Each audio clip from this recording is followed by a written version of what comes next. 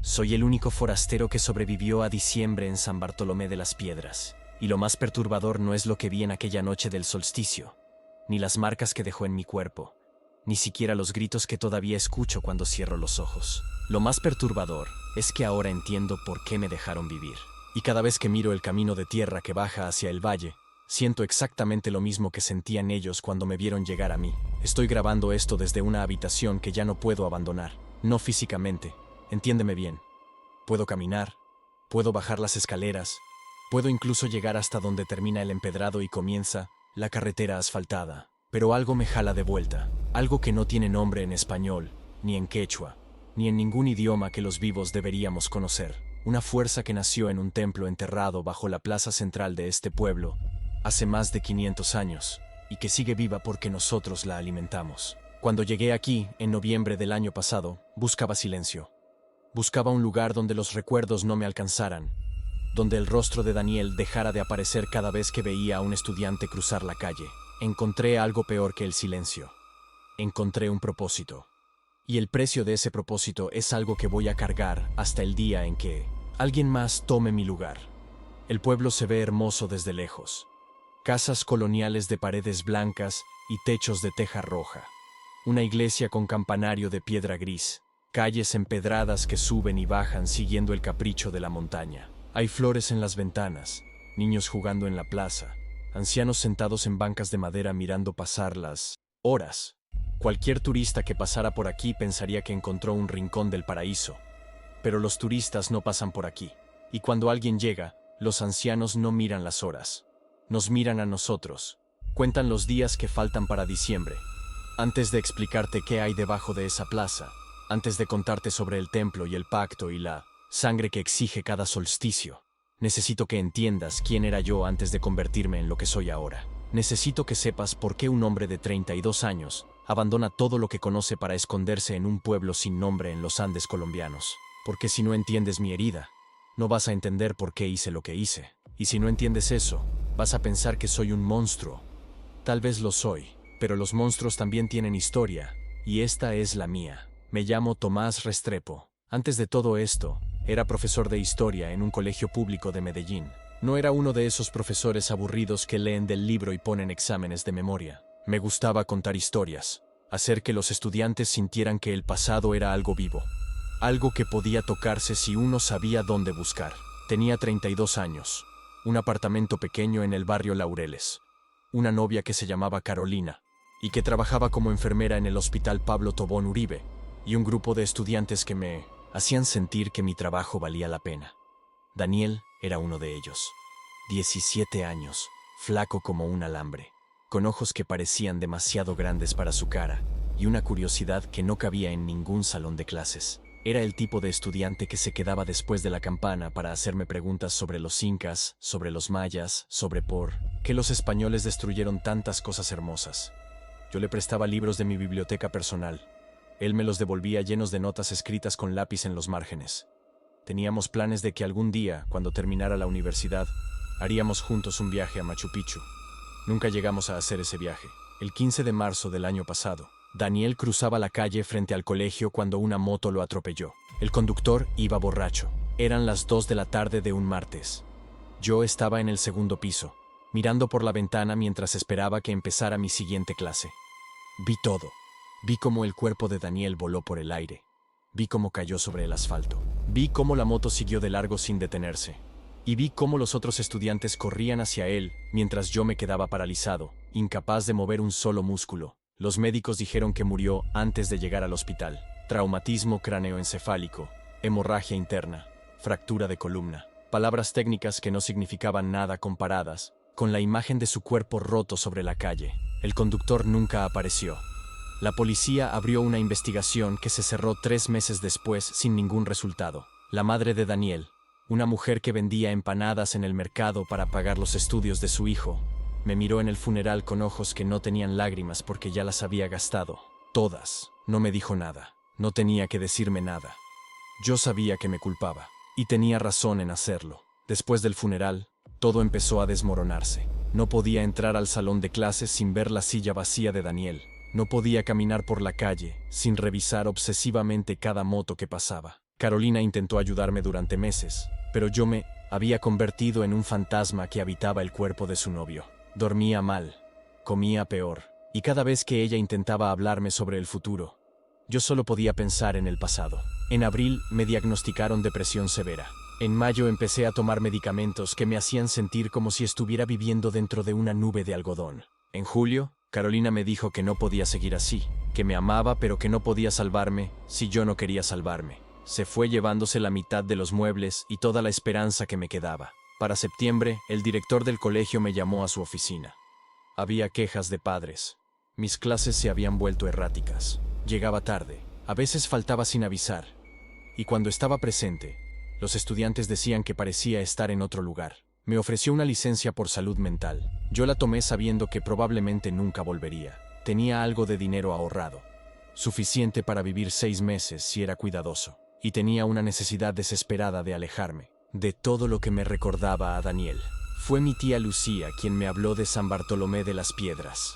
Ella había viajado por esa región hace décadas, cuando era joven y todavía creía en aventuras. Me contó que era un pueblo hermoso, alejado de todo, donde el tiempo parecía moverse más lento. Dijo que la gente era amable, que había una escuela rural que siempre necesitaba profesores sustitutos, y que el aire de la montaña tenía poderes curativos.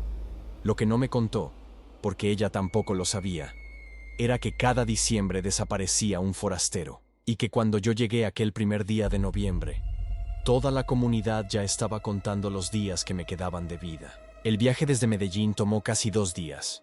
Primero un bus hasta Bogotá, luego otro hasta una ciudad intermedia cuyo nombre prefiero no mencionar, y finalmente un jeep colectivo que subió durante 7 horas por caminos de tierra hasta dejarme en la entrada del pueblo. Cuando bajé del jeep con mi maleta en la mano, lo primero que noté fue el silencio.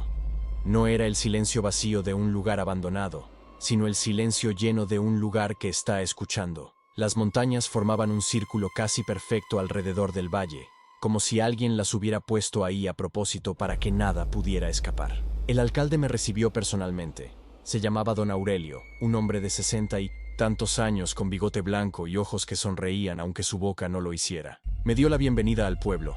Me explicó que el profesor anterior había tenido que irse por razones familiares y me llevó a la casa donde viviría durante mi estadía. Era una construcción colonial de 2 pisos, con paredes de adobe y un patio interior lleno de flores. Había una cocina con estufa de leña, un baño con agua caliente real y una habitación con vista a la plaza central. Todo parecía demasiado perfecto, y lo era. Los primeros días fueron exactamente lo que necesitaba. Me levantaba temprano, desayunaba tamales con chocolate caliente en la casa de doña Carmen, la mujer que me habían asignado como cocinera y guía local, y luego caminaba hasta la escuela para dar clases a 37 niños entre 6 y 14 años. Las tardes las pasaba explorando los alrededores, leyendo libros que había traído de Medellín, o simplemente sentado en la plaza mirando cómo el sol se escondía detrás de las montañas. Por primera vez en meses sentía que podía respirar, pero había cosas que no encajaban, pequeños detalles que mi mente de historiador no podía ignorar. La escuela, por ejemplo, tenía fotografías de todos los directores y profesores desde 1947, pero cuando pregunté sobre los profesores que habían estado antes que yo, nadie parecía recordar sus nombres. Siempre era lo mismo. Se fueron por razones familiares, o encontraron trabajo en otra parte, o simplemente decidieron que la vida en la montaña no era para ellos. Nunca había fotos de despedidas, ni direcciones donde escribirles, ni historias sobre dónde estaban ahora. También estaba la forma en que la gente me trataba. Todos eran amables, eso sí, casi demasiado amables. Me invitaban a comer, me regalaban mantas tejidas a mano, me traían frutas de sus huertos y me preguntaban constantemente si estaba cómodo, si necesitaba algo, si me gustaba el pueblo. Pero había algo en sus ojos que no lograba descifrar, una mezcla de calidez y algo más. Algo que se parecía a la pena, a la compasión, como si supieran algo sobre mí que yo todavía no sabía. La primera señal real llegó en mi 3ª semana. Estaba caminando por el borde del pueblo, explorando las ruinas de lo que parecía haber sido una hacienda colonial, cuando encontré una piedra tallada medio enterrada entre la maleza. Era claramente prehispánica, con diseños que reconocí inmediatamente como incas. Eso me sorprendió, porque oficialmente la influencia inca nunca había llegado tan al norte de Colombia. Cuando le pregunté a don Aurelio sobre la piedra, su sonrisa desapareció por un momento. Solo un momento, antes de volver con más fuerza. Me dijo que eran restos de una cultura extinta, gente que había vivido ahí antes de los españoles y que había desaparecido sin dejar registro. Nada importante, nada que debiera preocuparme, pero yo era historiador, y los historiadores no pueden dejar las cosas sin investigar. Empecé a buscar en los archivos de la iglesia, que era el único lugar del pueblo que tenía documentos antiguos. El padre Joaquín, un sacerdote, octogenario que parecía más parte del mobiliario que una persona viva, me dejó acceder a los registros parroquiales con la condición de que no me llevara nada y no hablara de lo que encontrara. Acepté sin pensarlo 2 veces. Y esa fue mi primera decisión estúpida. Los registros databan de 1847, cuando se fundó oficialmente la parroquia. Pero entre los documentos de bautismos, matrimonios y defunciones, encontré algo que me heló la sangre. Era un cuaderno de notas escrito por el primer párroco, un tal Fray Sebastián de la Cruz. En sus páginas, describía algo que había encontrado debajo de la plaza central cuando supervisaba la construcción de la iglesia. Los restos de un templo pagano, sellado con piedras grabadas y huesos humanos. Según Fray Sebastián, los indígenas que todavía vivían en la zona le advirtieron que jamás abriera ese templo, que había algo dormido adentro, algo que solo permanecía dormido si recibía su ofrenda cada año. Leí esas palabras 3 veces antes de convencerme de que no, estaba imaginándolas. Fray Sebastián escribía que había intentado exorcizar el lugar, rociar agua bendita, rezar oraciones de protección. Nada funcionó. En diciembre de ese primer año, un viajero que pasaba por el pueblo desapareció sin dejar rastro.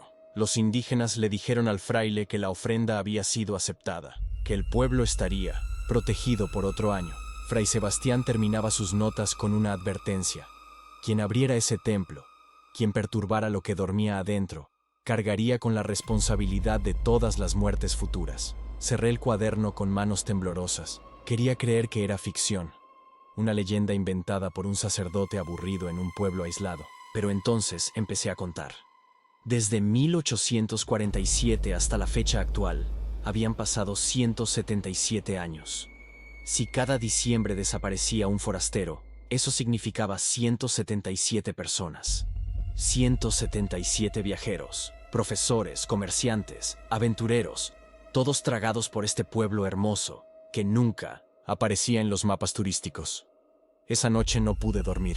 Me quedé mirando el techo de mi habitación, escuchando el viento que bajaba de las montañas y pensando en todos los nombres que nunca estarían en ningún registro. Pensando en el profesor que había estado antes que yo, el que supuestamente se fue por razones familiares. Pensando en la fotografía que faltaba en la pared de la escuela. Y pensando en que estábamos a principios de noviembre y que diciembre ya no estaba tan lejos. Debería haber huido en ese momento. Debería haber empacado mi maleta, caminar hasta la carretera y esperar el jeep que pasaba cada 3 días. Pero no lo hice. Y no lo hice por la razón más estúpida posible. Porque por primera vez desde la muerte de Daniel, sentía que tenía un propósito. Ya no era solo un profesor deprimido huyendo de sus fantasmas. Era un investigador descubriendo un secreto que nadie más conocía. Era alguien que importaba. Alguien que podía hacer algo más que mirar por la ventana, mientras los estudiantes morían. Durante las siguientes semanas, me dediqué a investigar todo lo que pude sobre el templo. Encontré más notas de párrocos posteriores, algunos que mencionaban el pacto con miedo reverencial y otros que fingían que no existía. Encontré un mapa dibujado a mano que mostraba la ubicación exacta de la entrada sellada, debajo de la fuente de la plaza central, a 3 metros de profundidad. Y encontré una lista de 172 nombres, escritos con diferentes caligrafías a lo largo de casi 2 siglos. Nombres de forasteros, nombres de muertos. La gente del pueblo empezó a notarlo. Veían cómo pasaba horas en la iglesia, cómo preguntaba sobre la historia local, cómo caminaba por la plaza mirando el suelo como si buscara algo. Don Aurelio me invitó a cenar una noche y, entre platos de sancocho y copas de aguardiente, me hizo preguntas sutiles sobre qué tan cómodo me sentía, si pensaba quedarme mucho tiempo, si tenía familia que me esperara en Medellín. Respondí con evasivas, y él asintió con esa sonrisa que ya empezaba a parecerme amenazante. Fue doña Mercedes quien finalmente habló claro. Era una anciana de 90 y tantos años, la más vieja del pueblo, que vivía sola en una casa al borde del cementerio. Los niños la llamaban bruja, pero con respeto, no con miedo. Yo la visitaba a veces porque tenía historias fascinantes sobre la región y porque sus ojos parecían los únicos honestos en todo San Bartolomé. Una tarde, mientras tomábamos aguapanela en su patio, me miró fijamente y dijo algo que cambió todo. «Mijo, usted ya sabe la verdad», eso me dijo. «Lo veo en sus ojos, en cómo mira la plaza, en cómo cuenta los días. No tiene que fingir conmigo». Me quedé en silencio, sin saber qué responder. Ella continuó hablando con una voz que sonaba como hojas secas arrastrándose por el suelo. Me contó que su madre había sido la curandera del pueblo antes que ella, y su abuela antes que su madre, que su familia había mantenido el conocimiento del templo durante generaciones, no para adorarlo, sino para entenderlo, para saber que no era maldad lo que dormía debajo de la plaza, era algo más antiguo que el bien y el mal, algo que simplemente existía, como el hambre, como la sed, como la muerte. Le pregunté por qué me contaba esto. Me dijo que porque le recordaba a su hijo, un muchacho curioso que hizo demasiadas preguntas y terminó pagando el precio. Murió en diciembre de 1978. Me confesó, no era forastero, era mi niño, pero ese año no llegó nadie de afuera, y el templo igual necesitaba su ofrenda, así que la tomó de nosotros. Desde entonces, el pueblo se asegura de que siempre haya un forastero en diciembre. Siempre. Sentí náuseas. Le pregunté si había alguna forma de detenerlo, de cerrar el templo para siempre, de romper el ciclo. Doña Mercedes negó con la cabeza. Otros lo intentaron, mijo. Sacerdotes, chamanes, arqueólogos que vinieron a estudiar las ruinas. Todos terminaron igual. El templo no quiere ser cerrado, quiere ser alimentado. Y mientras alguien lo alimente, protege al pueblo. Buenas cosechas, niños sanos, ninguna plaga, ningún terremoto. Es un trato justo, si uno no piensa demasiado en el precio. Volví a mi casa esa noche con la mente llena de preguntas y el estómago lleno de horror, pero también con algo más.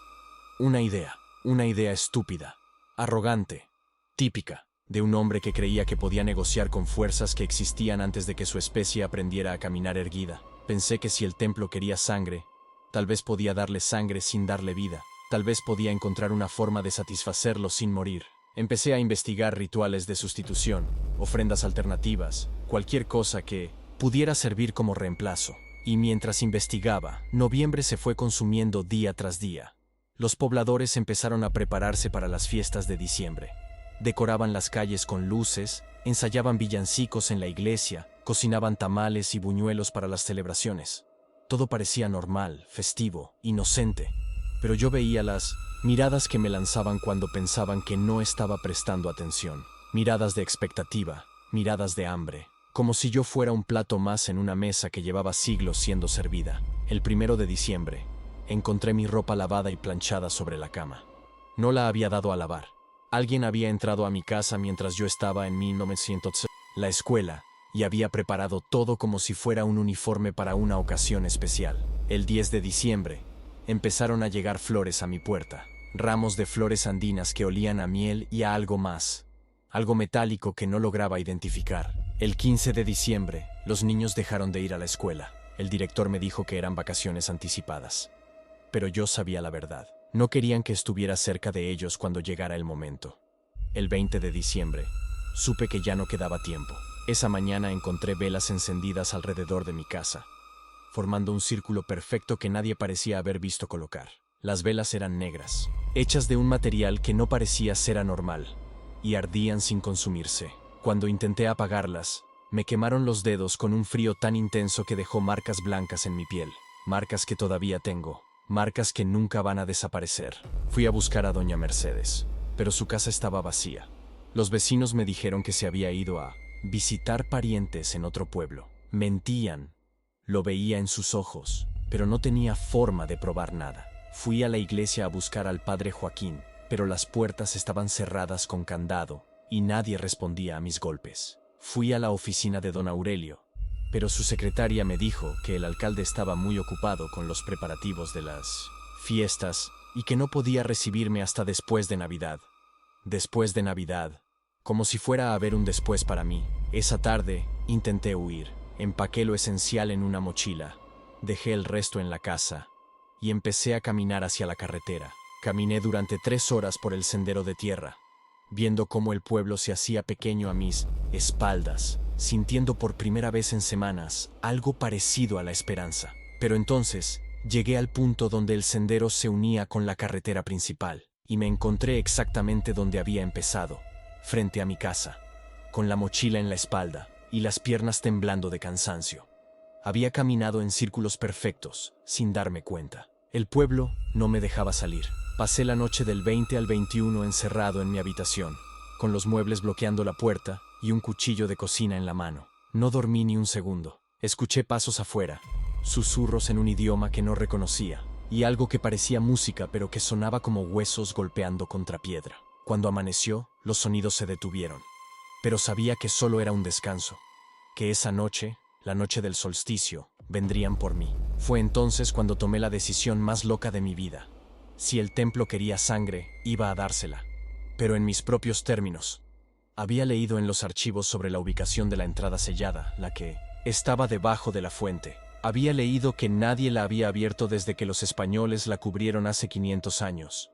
Y había leído algo más, algo que Fray Sebastián había escrito en una nota al margen que casi se borraba por completo, que el templo distinguía entre la sangre que se tomaba y la sangre que se ofrecía, que había una diferencia entre ser presa y ser sacrificio voluntario. No tenía nada que perder. Si me quedaba en mi casa esperando, iban a venir por mí de todas formas. Si intentaba huir de nuevo, iba a terminar caminando en círculos hasta que me atraparan. La única opción que me quedaba era enfrentar lo que había debajo de la plaza. Hablar directamente con lo que fuera que dormía en ese templo y ofrecerle un trato diferente al que había aceptado durante 177 años. A las 11 de la noche del 21 de diciembre, salí de mi casa con una linterna, un cuchillo y los fragmentos de oraciones en quechua que había memorizado de los archivos. La plaza estaba vacía, pero sentía ojos mirándome desde todas las ventanas. Sabían lo que iba a hacer, y no intentaban detenerme. Eso debería haberme preocupado, pero ya estaba más allá del miedo. Estaba en ese territorio extraño donde el terror se convierte en determinación, donde uno deja de preguntarse si va a sobrevivir y empieza a preguntarse qué forma va a tomar su muerte. La fuente era una estructura colonial de piedra gris, con querubines tallados que parecían demasiado viejos para pertenecer a ninguna iglesia del siglo XIX. Me arrodillé junto a ella y empecé a cavar con las manos. La tierra estaba suelta, como si alguien la hubiera removido recientemente, o como si algo la hubiera aflojado desde abajo. A los 20 minutos de cavar, mis dedos tocaron piedra tallada con los mismos diseños incas que había visto en las ruinas de la hacienda.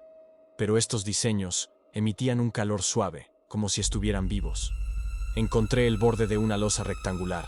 La levanté con toda mi fuerza, sintiendo cómo las manos se me llenaban de ampollas y la espalda me crujía de dolor.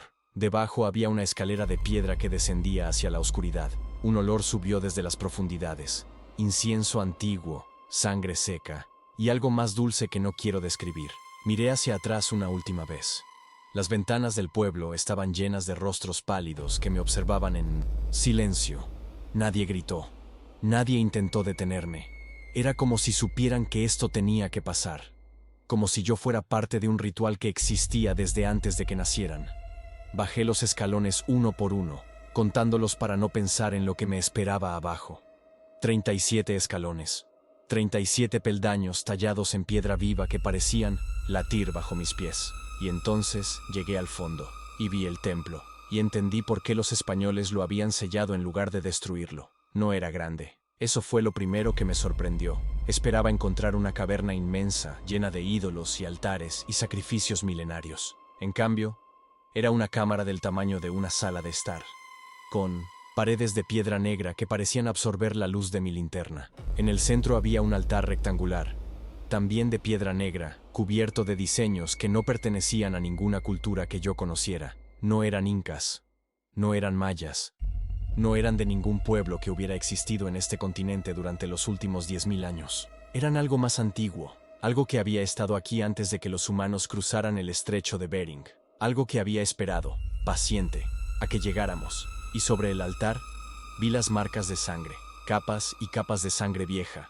acumulada durante siglos, formando una costra oscura que brillaba débilmente con luz propia. 177 manchas, 177 vidas derramadas sobre esa piedra negra. Y en unas horas, mi sangre iba a unirse a las demás, a menos que encontrara otra forma. Me acerqué al altar sintiendo cómo el aire se espesaba a mi alrededor.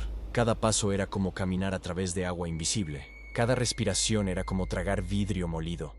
Y entonces lo sentí, una presencia. No una entidad visible, no un fantasma, no un demonio. Era algo más sutil y más terrible. Una atención. Algo me estaba mirando desde todas las direcciones al mismo tiempo. Algo que había existido antes de que los ojos fueran inventados. Hablé en voz alta, aunque no estaba seguro de que me entendiera. Le dije quién era. Le dije que sabía la verdad sobre el pacto. Le dije que había venido a ofrecerle algo diferente. Mi voz temblaba, pero las palabras salían claras, mezclando español con los fragmentos de quechua que había memorizado. Recité las frases que Fray Sebastián había anotado hace 200 años. Las palabras que supuestamente usaban los sacerdotes originales para comunicarse con lo que dormía aquí. Y esperé. El silencio duró tanto tiempo que empecé a creer que nada iba a pasar, que todo era un delirio causado por el estrés y la falta de sueño, que iba a subir esas escaleras, salir del agujero y encontrarme con un pueblo lleno de gente, confundida que no tenía idea de lo que estaba hablando. Pero entonces el altar empezó a brillar, un brillo rojo oscuro, como brasas que se niegan a apagarse, y sentí como algo entraba en mi mente. No fueron palabras, fueron imágenes. Vi el templo cuando era nuevo, hace miles de años, rodeado de selva y construido por gente que no se parecían a ningún pueblo indígena que hubiera visto en los libros de historia. Vi sacrificios voluntarios, personas que caminaban hacia el altar con sonrisas en los labios, ofreciendo su sangre a cambio de algo que no logré entender. Vi la llegada de culturas posteriores, incas, muiscas, gente que encontró el templo ya antiguo y aprendió a temerlo. Vi a los españoles intentando destruirlo, quemando, rezando, exorcizando, y vi cómo nada de eso funcionaba. Vi el pacto que habían hecho los primeros pobladores de San Bartolomé, sangre forastera a cambio de protección. Y entonces vi algo más. Vi una posibilidad, una alternativa que nadie había intentado porque nadie había sido lo suficientemente estúpido para bajar aquí voluntariamente. Los forasteros que morían cada diciembre eran traídos aquí contra su voluntad. Eran presas, no ofrendas. Y la diferencia importaba. Para lo que dormía debajo de la plaza, no era lo mismo tomar que recibir. No era lo mismo cazar que aceptar un regalo. Saqué el cuchillo de mi bolsillo. Me lo llevé a la palma de la mano izquierda. Cerré los ojos y pronuncié las palabras que había estado practicando durante semanas. Las palabras que doña Mercedes me había enseñado sin saber que iba a usarlas así. Yo te doy mi sangre, dije en quechua mezclado con español, pero no mi vida. Te doy lo que puedo dar, no lo que quieres tomar. Y corté. El dolor fue instantáneo e intenso. La sangre brotó de mi palma, caliente y oscura bajo la luz rojiza del altar. Extendí la mano sobre la piedra negra y dejé que las gotas cayeran sobre las manchas antiguas. 1 gota, 2, 10. Perdí la cuenta. Solo sabía que tenía que seguir sangrando hasta que algo cambiara, hasta que la presencia aceptara o rechazara mi oferta. La respuesta llegó como un golpe de electricidad que me atravesó desde la mano hasta la columna vertebral. Caí de rodillas, incapaz de moverme, sintiendo cómo algo recorría mis venas buscando algo, examinándome, juzgándome. Y entonces sentí aceptación. No palabras, no imágenes, solo una sensación de que mi oferta había sido recibida, de que mi sangre voluntaria valía más que la sangre robada de 100 forasteros, de que el pacto estaba cambiando, pero había un precio. Siempre hay un precio. Mientras estaba arrodillado frente al altar, incapaz de levantarme, sentí como algo se instalaba en mi pecho, una conexión que no había pedido, un hilo invisible que me ataba a este lugar, a este templo, a este pueblo, de una forma que nunca podría romper. Había salvado mi vida, pero había perdido mi libertad. Ya no era un forastero, ya no era una presa.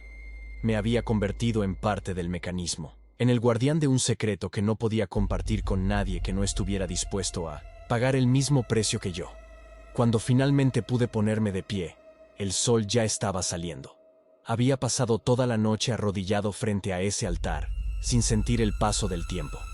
Subí los 37 escalones con piernas que apenas me sostenían, y salí a una plaza llena de gente que me miraba con expresiones que mezclaban asombro, miedo y algo parecido al respeto. Nadie dijo nada. Nadie me preguntó qué había pasado. Solo se apartaron para dejarme pasar, como si supieran exactamente lo que me había convertido. Don Aurelio fue el primero en hablar. Se acercó a mí con pasos lentos, me miró a los ojos y asintió una sola vez.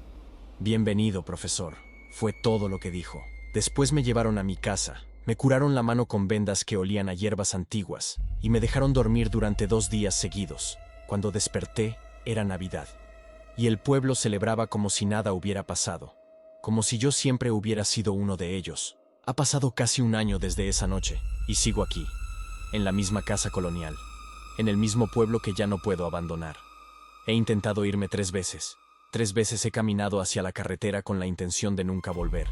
Y 3 veces he despertado en mi cama la mañana siguiente, sin recordar cómo llegué ahí. El hilo que me conecta con el templo es real, y cada día se siente un poco más grueso, un poco más fuerte, un poco más imposible de cortar. La herida de mi mano nunca cicatrizó completamente. Sangra un poco cada día, sin importar cuántas vendas me ponga. Los doctores del pueblo dicen que es normal, que la herida tiene que permanecer abierta para mantener el pacto. No sé si les creo. No sé si importa. Lo único que sé es que cada mañana cambio mis vendas, limpio la sangre, y sigo adelante con mi día como si fuera un hombre normal viviendo una vida normal en un pueblo normal. Volví a dar clases en la escuela. Los niños me tratan diferente ahora. Ya no me miran con la curiosidad inocente de antes. Me miran como miran al padre Joaquín, como miran a doña Mercedes, como miran a todos los que saben. Con respeto mezclado con temor, con la certeza de que soy parte de algo más grande que ellos. Algo que no pueden entender hasta que sean adultos y se les revele la verdad completa. Me pregunto cuántos de estos niños crecerán para convertirse en guardianes como yo. Me pregunto cuántos preferirán no saber. Doña Mercedes volvió después de Navidad. Fue a verme una tarde y me miró con ojos que habían visto todo esto antes. Me dijo que había hecho lo correcto, que había encontrado una forma de sobrevivir que nadie había encontrado en casi 2 siglos. Pero también me advirtió que mi trabajo apenas comenzaba, que el templo me había aceptado como guardián, no como amo, que mi responsabilidad ahora era asegurarme de que siempre hubiera una ofrenda, de que siempre hubiera alguien que viniera en noviembre para alimentar lo que dormía debajo de la plaza. Y eso es exactamente lo que hago. Cada año, cuando se acerca el otoño, empiezo a buscar. Busco profesores aburridos de sus vidas, investigadores curiosos sobre culturas perdidas, viajeros que quieren escapar de algo que los persigue. Busco a gente como yo era hace un año. Gente que viene buscando paz y encuentra algo completamente diferente. No los traigo aquí a la fuerza. No tengo que hacerlo. Solo planto la semilla y la curiosidad hace el resto. Un comentario en un foro de internet. Una recomendación en un grupo de mochileros. Una vacante de profesor que aparece justo cuando alguien la necesita. Llegué buscando silencio. Encontré algo peor que el ruido. Encontré un propósito. Cada noviembre miro el camino que baja, hacia el valle, esperando ver a alguien llegar. Y cuando llegan, les sonrío. Exactamente como ellos me sonrieron a mí cuando llegué con mi maleta llena de libros y mi corazón lleno de dolor. Les doy la bienvenida al pueblo más hermoso de los Andes. Les muestro la escuela, la plaza, la iglesia con su campanario de piedra gris. Les cuento historias sobre la rica historia de la región, sobre las culturas que vivieron aquí antes de los españoles. Y nunca, jamás, les hablo sobre lo que duerme debajo de la fuente. Si algún día llegas a un pueblo andino que nadie conoce, donde la gente es demasiado amable y las montañas forman un círculo perfecto, ten cuidado. Pregúntate por qué te reciben con tanta calidez. Pregúntate por qué hay tantas flores en las ventanas y tan pocas fotos de los que vinieron antes. Y sobre todo, pregúntate qué mes es. Porque si llegaste en noviembre, tal vez ya sea demasiado tarde. Tal vez el pueblo ya te eligió. Tal vez alguien como yo ya está mirándote desde una ventana, contando los días que faltan para diciembre, preguntándose si esta vez serás tú quien encuentre otra forma, o si esta vez serás tú quien termine sobre el altar. Si esta historia te dejó pensando, dale like y suscríbete. Hay muchas más cosas que nunca debieron salir de la tierra. Cuéntame en los comentarios qué parte te dejó la piel de gallina, o si en tu pueblo hay alguna historia parecida. Y comparte este relato con ese amigo que siempre dice que las maldiciones son solo cuentos. Porque yo también lo creía, hasta que llegué a San Bartolomé de las Piedras en un noviembre cualquiera, y aprendí que hay verdades que preferiríamos no conocer.